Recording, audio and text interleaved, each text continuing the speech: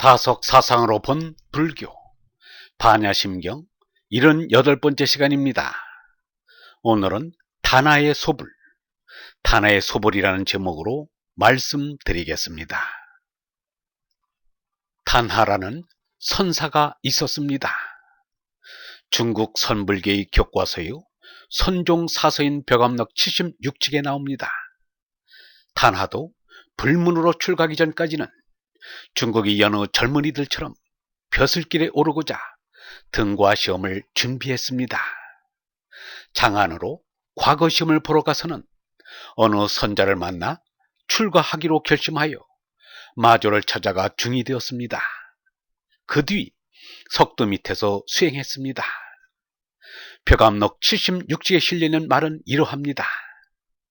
단하에게 어떤 스님이 찾아왔습니다. 그 스님을 맞은 단하가 어디서 왔느냐 라고 하자 산 밑에서 왔습니다 라고 대답했습니다. 단하가 밥은 먹었느냐고 또 물었습니다. 그 스님이 네 먹었습니다 라고 대답했습니다. 그러자 단하 선사가 큰 소리로 자네에게 밥을 먹여준 자는 대체 눈이 있더냐 라고 했습니다. 중국 선불계의 생명은 선문답에 있습니다. 대개 스승이 우문을 하면 제자가 현답을 해야 합니다. 그러나 제자가 현문을 하면 스승은 우답을 합니다. 어떤 스님이 동산에게 묻기를 어떤 것이 부처입니까? 라고 물었을 때 동산은 삼세근이라고 대답했습니다. 이것이 현문 우답의 대표적인 예입니다. 그런데 이 우답이 무슨 큰 암시가 있는 듯이 여겨 현답인 양 사람들이 입에 오르내리고 있습니다. 알고 보면 그것은 말도 안 되는 엉터리 대답에 지나지 않습니다. 니르바님이 보낸 얼라가 붓다인 것입니다.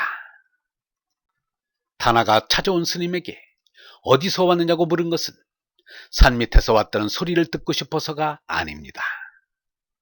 산 위에 있는 절에 왔으니 산 밑에서 온 것이 당연한 것이 아닌가.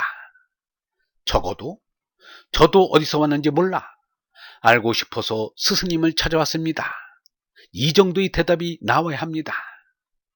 인생이 어디서 와서 어디로 가는지 알고자 철학을 하고 신앙을 하는 것입니다. 적어도 마음의 배가 고파서 스승님을 찾아왔습니다 라고 해야 합니다. 그러면 참으로 배우러 온 줄 아는 것입니다.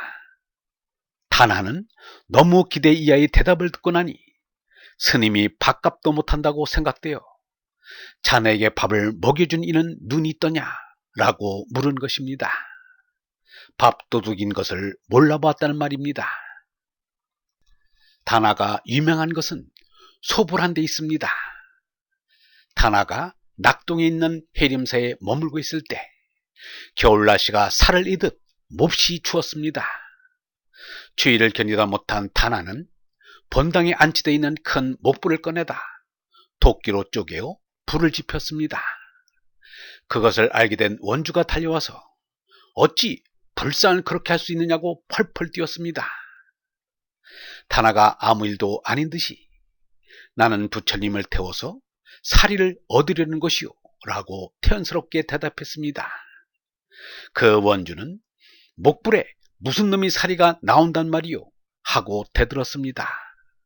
그러자 단하가 말하기를 사리가 안 나온다면 나무토막이지 무슨 부처님이요 나머지 두 부처님마저 태워버릴까 보다 라고 했습니다. 그러자 원주는 더 이상 말을 하지 못했습니다. 일불의 정신에서 보면 단하는 분명 회불하는 불경을 저질렀음에 틀림없습니다. 그러나 마음속에 얼라를 깨달아 성불하는 정신에서 보면 단하는 존경받아야 할 선생님에 틀림없습니다. 석가보다가 세상을 떠난 뒤 500년 넘게 무불상시대로 이어진 것이 정법의 시대인 것입니다. 그렇다면 단하는 정법을 알고 실현한 것입니다. 석가보다는 숨지기 바로 직전까지도 제자들에게 마음속에 있는 얼라를 밝히고 의지하라고 했을 뿐입니다. 불상을 만들어 세우고 거기에 예배하라고 가르친 적이 없습니다. 에브리의 불교는 엄격한 의미에서는 석가모타의 가르침이 아닙니다. 석가모타는 분명히 이렇게 말했습니다. 만일 나의 몸을 보거나 내 목소리를 듣는다면 이는 잘못 보는 것으로 어리석은 짓이다. 이 사람은 부처를 보지 못한다. 석가모타의 말은 몸의 오관으로 감지되는 석가모타의 재난은 붓다가 아니라는 말입니다.